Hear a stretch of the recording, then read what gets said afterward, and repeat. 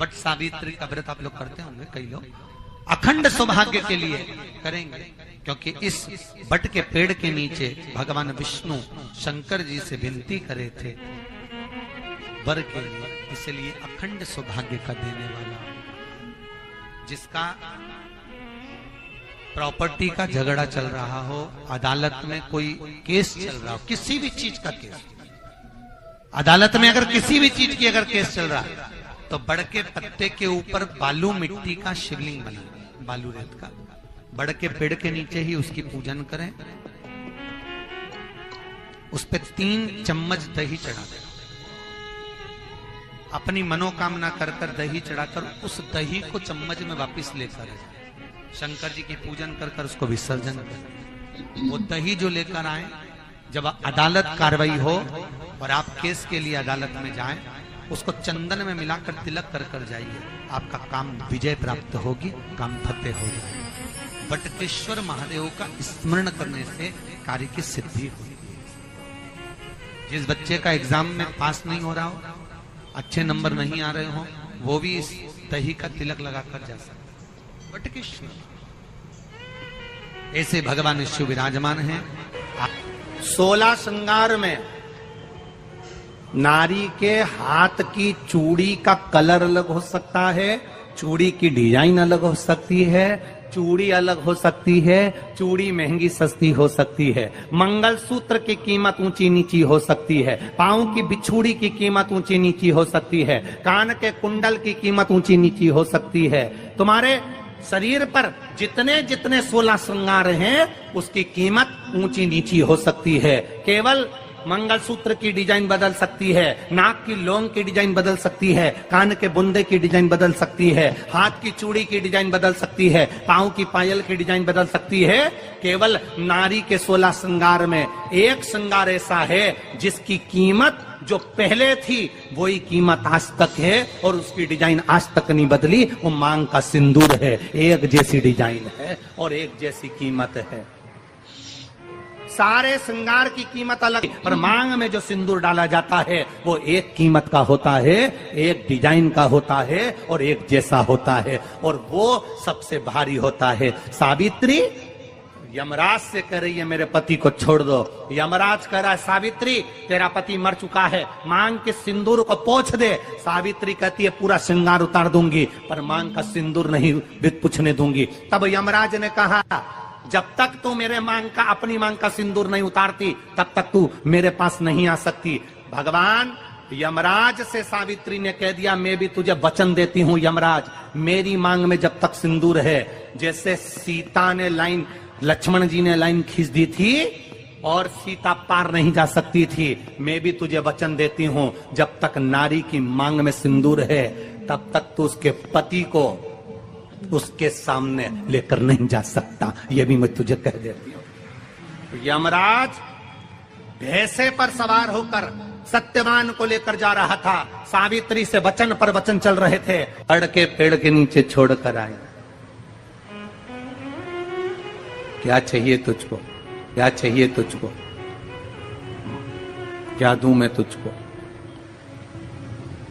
कुछ मांग ले मुझसे। सावित्री कहती है क्या दोगे आप, मेरे पति के प्राण दे दो बस वापिस, और कुछ नहीं चाहिए। यमराज यमलोक में प्रवेश करने लगा, मांग के सिंदूर में से थोड़ा सा सिंदूर सावित्री ने केवल हाथ में लेकर अपनी बिंदी पर जो लगाया, सत्यवान को लेकर यमराज अंदर नहीं जा पाया। बाहर खड़े होकर कहता है मांग ले, मैं तुझे एक वचन नहीं, तू बोले तो मैं 2 वचन दे देता हूं, तू बोले तो मैं 3 वचन दे देता हूं, तू मांग क्या चाहिए। तब सावित्री ने कहा देना चाहते हो, हाँ। अब यमराज को लगा कि लालच में पड़ गई सावित्री, तब कहा पहला वचन दीजिए, मेरे अंधे सास ससुर के नेत्र वापिस आ जाएं। यमराज ने कहा तथास्तु। दूसरा वचन दीजिए, मेरे सास ससुर अपने पोता पोती का मुख देखें। यमराज ने कह दिया तथास्तु।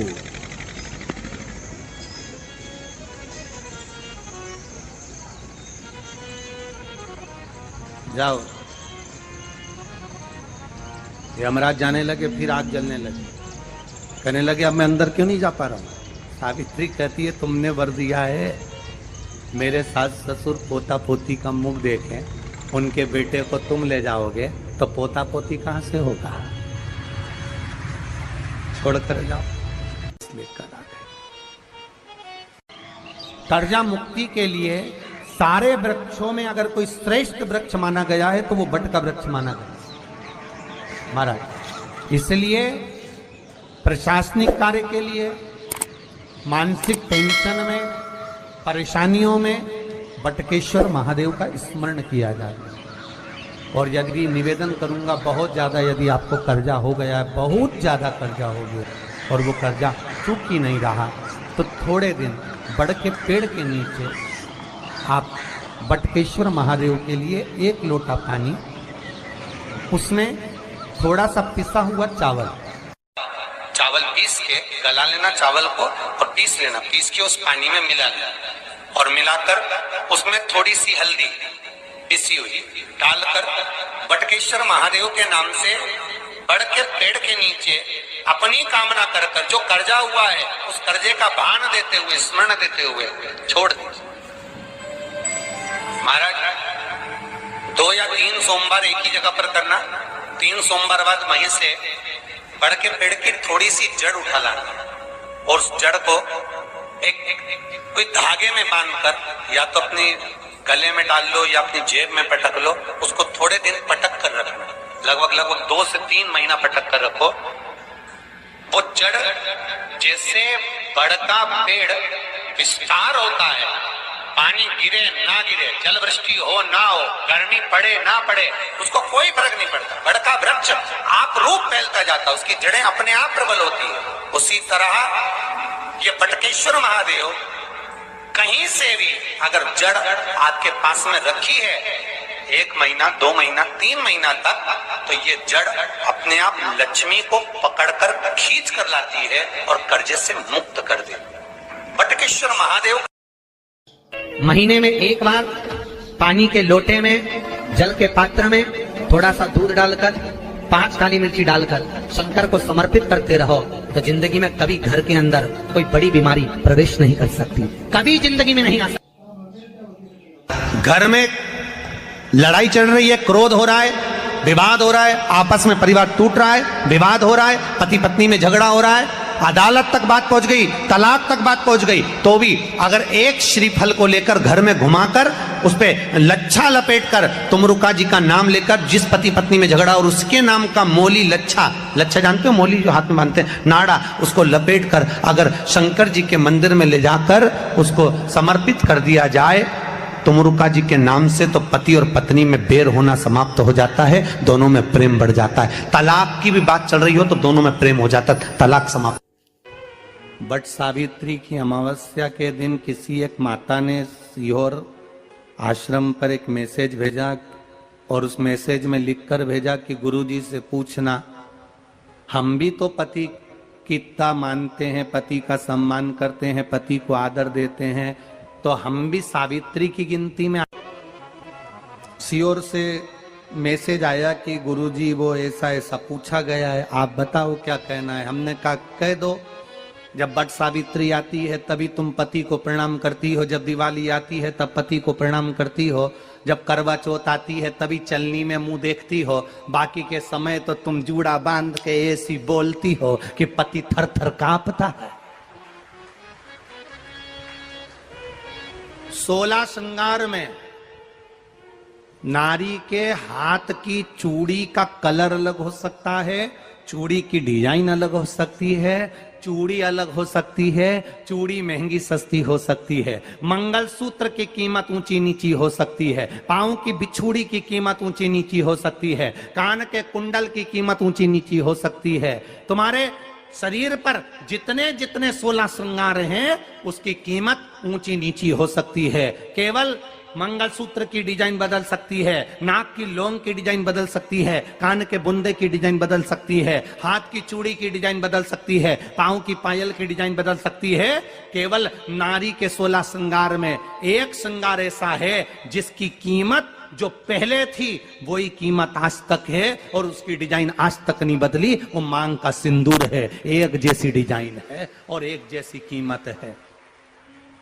सारे श्रृंगार की कीमत अलग, पर मांग में जो सिंदूर डाला जाता है वो एक कीमत का होता है, एक डिजाइन का होता है और एक जैसा होता है और वो सबसे भारी होता है। सावित्री यमराज से कह रही है मेरे पति को छोड़ दो। यमराज कह रहा है सावित्री तेरा पति मर चुका है, मांग के सिंदूर को पोंछ दे। सावित्री कहती है पूरा श्रृंगार उतार दूंगी पर मांग का सिंदूर नहीं पूछने दूंगी। तब यमराज ने कहा जब तक तू मेरे मांग का अपनी मांग का सिंदूर नहीं उतारती तब तक तू मेरे पास नहीं आ सकती। भगवान यमराज से सावित्री ने कह दिया मैं भी तुझे वचन देती हूं यमराज, मेरी मांग में जब तक सिंदूर है, जैसे सीता ने लाइन लक्ष्मण जी ने लाइन खींच दी थी और सीता पार नहीं जा सकती थी, मैं भी तुझे वचन देती हूं जब तक नारी की मांग में सिंदूर है तब तक तू उसके पति को उसके सामने लेकर नहीं जा सकता। यह भी मैं तुझे कह देती हूं। यमराज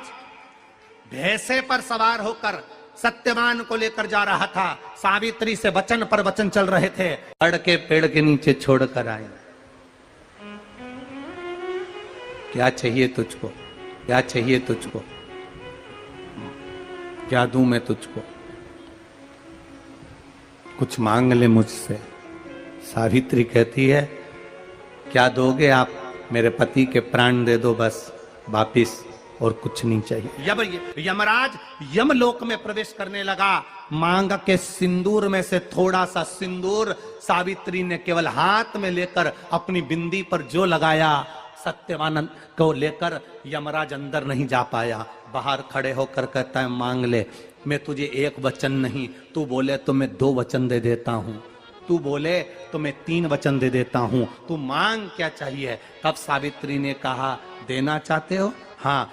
अब यमराज को लगा कि लालच में पड़ गई सावित्री। तब कहा पहला वचन दीजिए, मेरे अंधे सास ससुर के नेत्र वापिस आ जाएं।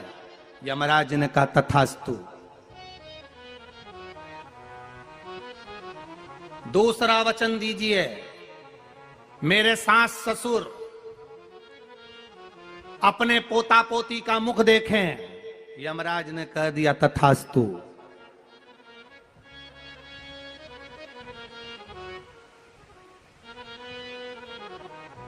जाओ। यमराज जाने लगे, फिर आग जलने लगी। कहने लगे अब मैं अंदर क्यों नहीं जा पा रहा हूं। सावित्री कहती है तुमने वर दिया है मेरे सास ससुर पोता पोती का मुख देखें, उनके बेटे को तुम ले जाओगे तो पोता पोती कहां से होगा, छोड़कर जाओ। सावित्री है, पति को वापिस लेकर आ गए। कर्जा मुक्ति के लिए सारे वृक्षों में अगर कोई श्रेष्ठ वृक्ष माना गया है तो वो बट का वृक्ष माना गया महाराज। इसलिए प्रशासनिक कार्य के लिए, मानसिक टेंशन में, परेशानियों में बटकेश्वर महादेव का स्मरण किया जाए।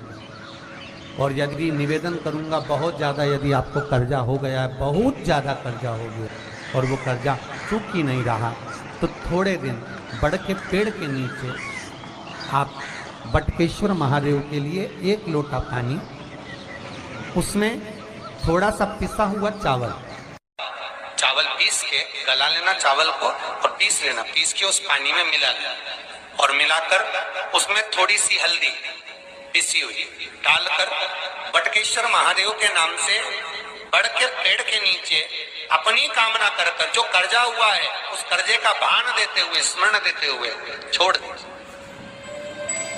महाराज 2 या 3 सोमवार एक ही जगह पर करना। 3 सोमवार बाद वहीं से बड़ के पेड़ की थोड़ी सी जड़ उठा लाना और उस जड़ को कोई धागे में बांधकर या तो अपने गले में डाल लो या अपनी जेब में पटक लो, उसको थोड़े दिन पटक कर रखना, लगभग 2 से 3 महीना पटक कर रखो। वो जड़ जैसे बड़ का पेड़ विस्तार होता है, पानी गिरे ना गिरे, जल वृष्टि हो ना हो, गर्मी पड़े ना पड़े, उसको कोई फर्क नहीं पड़ता। बड़ का वृक्ष आप रूप फैलता जाता, उसकी जड़ें अपने आप प्रबल होती है। उसी तरह ये बटकेश्वर महादेव कहीं से भी अगर जड़ आपके पास में रखी है 1 महीना 2 महीना 3 महीना तक, तो ये जड़ अपने आप लक्ष्मी को पकड़कर खींच कर लाती है और कर्जे से मुक्त कर दे। बटकेश्वर महादेव ब्रह्मा जी के मुख से प्रकट हुआ है। सौभाग्यवती नारियां अखंड सौभाग्य के लिए बट सावित्री का व्रत आप लोग करते होंगे, कई लोग अखंड सौभाग्य के लिए करेंगे, क्योंकि इस बट के पेड़ के नीचे भगवान विष्णु शंकर जी से विनती करे थे वर के लिए, इसलिए अखंड सौभाग्य का देने वाला, जिसका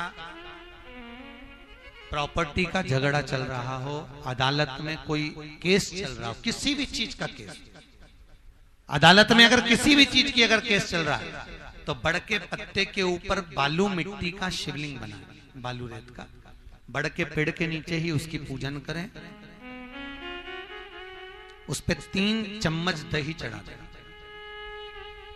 अपनी मनोकामना कर कर दही चढ़ाकर उस दही को चम्मच में वापस लेकर जाए, शंकर जी की पूजन कर कर उसको विसर्जन करें। वो दही जो लेकर आए, जब अदालत कार्रवाई हो और आप केस के लिए अदालत में जाएं, उसको चंदन में मिलाकर तिलक कर कर जाइए, आपका काम विजय प्राप्त होगी, काम फतेह हो जाएगा। बटकेश्वर महादेव का स्मरण करने से कार्य की सिद्धि होती है। जिस बच्चे का एग्जाम में पास नहीं हो रहा हो, अच्छे नंबर नहीं आ रहे हो, वो भी इस दही का तिलक लगा